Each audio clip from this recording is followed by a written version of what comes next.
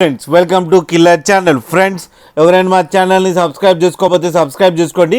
ఎవరైనా మీ డాగ్స్ కానీ మీ పెట్స్ కానీ అమ్మాలనుకుంటే మా ఛానల్ వాట్సాప్ నెంబర్కి మెసేజ్ పెట్టండి.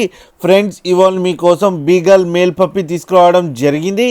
ఇది విశాఖపట్నంలో అవైలబిలిటీలో ఉంది. అండ్ దీని ఓనర్ ఏం చెప్పారంటే దీని ఏజ్ ఏమో 45 days అని చెప్పడం జరిగింది.